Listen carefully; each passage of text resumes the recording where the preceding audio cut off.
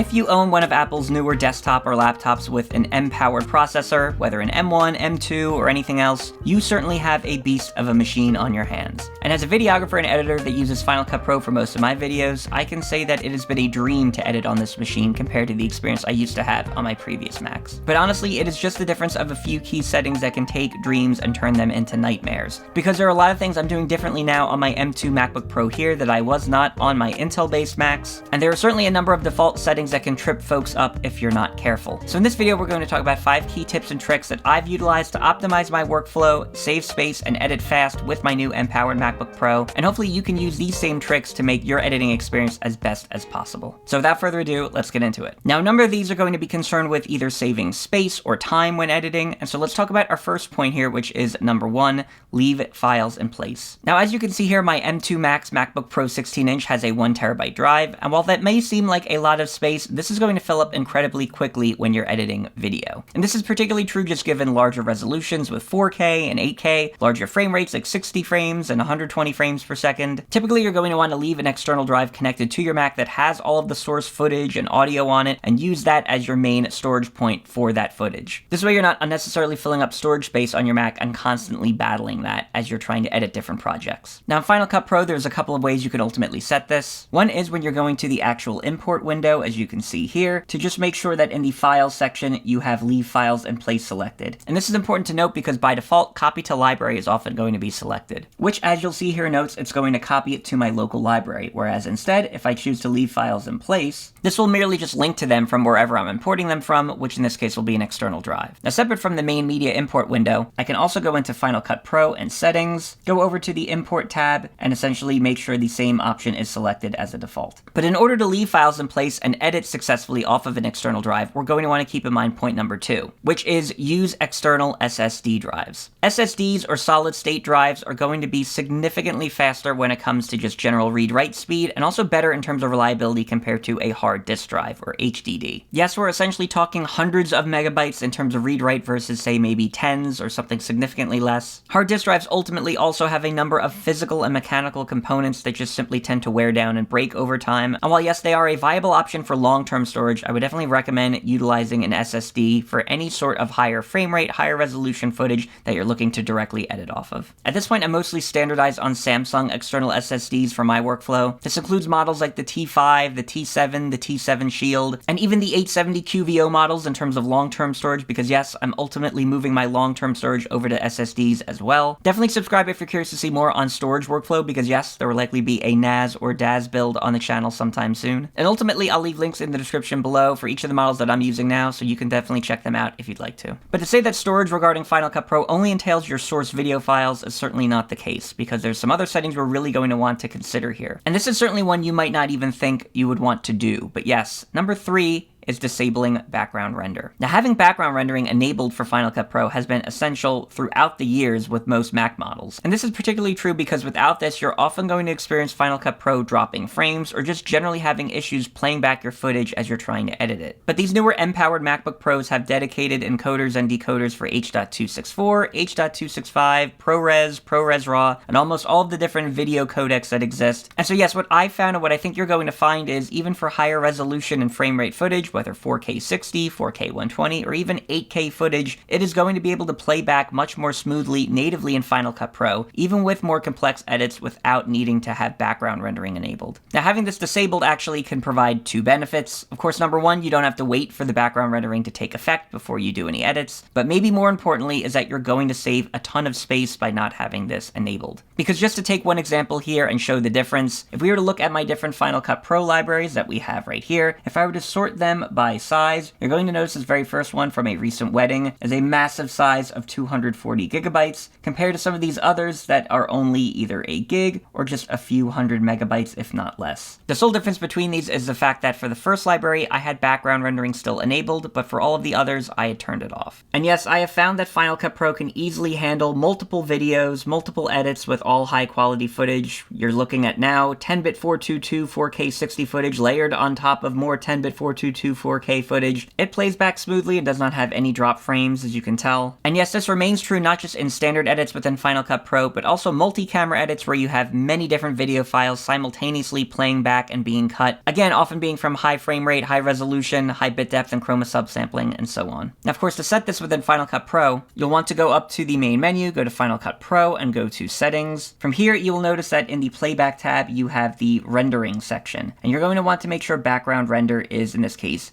deselected. By default, it will be selected, so again, just make sure you deselect that. But there is another related setting that we're going to want to also keep in mind, which is number 4, avoid optimized media. Yes, optimized media is ultimately going to encode your footage into a ProRes standard format that should make it a bit smoother to edit in a lot of cases. But again, because of the dedicated encoders and decoders within these new M-powered MacBook Pros, you probably also don't need to lean on optimized media for many of your different edits and footage there in that case. Now, in many cases, ironically, background rendering will ultimately make optimized media. So of course, having this disabled is one way to not utilize this. But there are a couple of other key settings and defaults we'll want to keep in mind and perhaps change as well. In the main import media window, as you'll see here, you're going to see in the transcode section the ability to create either optimized media or proxy media. Simply make sure, of course, that this is turned off in case it is on by default. And if you do need to verify this further as a general default setting for Final Cut Pro, you can of course go back into the main menu, Final Cut Pro, and Settings, and in this case go into the Import tab and ensure that very much in the same way it wasn't in the Import Media window, that Create Optimized Media is not selected here by default as well. Now there is another setting regarding Optimized Media that you might want to watch out for. This would come by going to the main Final Cut Pro settings, as you can see right here. Within the Playback menu, you will notice that the Playback has a section of Create Optimized Media for multicam clips. And this is something I do tend to leave on as it is a default, but if you are encountering a situation where you're noticing your libraries are growing uncontrolled, definitely be sure to check this and maybe consider trying disabling it because you may be able to get away without it, much like you can with many of these other settings we talked about. Now again, you could choose to enable one of these two aforementioned settings if you're noticing sluggish playback or having a difficult time editing in Final Cut Pro, but honestly with my M2 Max MacBook Pro, I've noticed both with background rendering disabled and without creating optimized media, I am still having a smoother experience playing back and editing videos than I did even when I did proxy files with my old Intel-based MacBook Pro. Results can certainly vary, but I would certainly give it a try if you haven't yet. But yes, if you are using background rendering or making optimized media, or even utilizing other settings, you might still be filling up your libraries, and these might still be taking up space on your main MacBook drive. And so if you need to avoid this still, you might want to consider number 5, which is storing your libraries externally. Yes, if we kept in mind point number 2 of utilizing external SSDs, this not only means you can store your source video files on those drives, but yes, even your main Final Cut Pro library files can also be stored on these drives and still play back and edit just as smoothly as they would if they were stored locally. Now ultimately, creating or moving your library files to an external drive should be a fairly straightforward process. If you're creating a new library, as you would here, in File, New Library, you can simply ensure that the location you're storing it in is on your external drive. So in this case, by default, it's often going to store them in the Movies directory. Instead, we might want to do this within, say, that main dedicated editing drive that we have here, and you can create a dedicated folder or location to store that library there. Or if you've already stored that library on your main MacBook drive and want to move it, you can take that library file you wish to move, right-click and copy, or Command-C to copy, move over to your editing drive or wherever you intend to store it, and simply do a Command-V or paste to move that library file directly onto that drive. Once that library copies over to the drive, you can simply double-click on it to open within Final Cut Pro, and you should be good to go from there on out. Now, even though that encompasses 5 tips and tricks for editing regarding your M-powered Mac and Final Cut Pro, there are a couple of additional things I think you should still keep in mind. And so for our first bonus tip, we have number 1, choose better quality for playback. Now, if you're not sure what I'm talking about, you're going to see this is because it's not a particularly intuitive or obvious setting, but it is a default in most new installations of Final Cut Pro, and something folks don't realize until they actually watch their footage back and start noticing something that seems a bit wrong. So here I have a recent project in Final Cut Pro open. This is a review video on the Sony a7 IV that I will leave linked to above and in the description below if you want to check that out. And if I blow these up and just play this back, you'll see that these shots look okay, but if I pause it on this still here, you're going to see that the shot doesn't seem to be quite necessarily in focus and maybe looks just a little bit off if your eye is very discerning. In this case, you might have actually shot that footage fine without any issue, but it may be getting played back in a degraded state in Final Cut Pro because of a particular setting. So if I were to go over to the View menu here in Final Cut Pro and check the Quality section, you will see that this is set to Better Performance, which is often the default setting. But if we were to instead change this over to Better Quality, what you're going to see is once we play this footage back, pretty much any of those issues you might have noticed beforehand are now going to not be a factor. So yes, if you're in Final Cut Pro and are noticing your footage looks a bit degraded for any reason, and it shouldn't be, definitely double check that setting and make sure it is set to better quality, because again, especially in the case of an M-powered MacBook Pro, it can probably handle playing that back in a better quality compared to any other previous MacBook model where you might have needed to lean on better performance. And for a second and last tip here, you may encounter a situation where you have one or more Final Cut Pro libraries that just need to be cleaned up, and need to have many of their files removed while also still being able to use them and edit those libraries. In that case, you'll want to know how to delete render files so you can still edit your libraries and be able to work with them while saving a ton of space. And for that topic specifically, I have a separate video on this channel that I will link to right over here that you can check out. For now, that is all I have to say,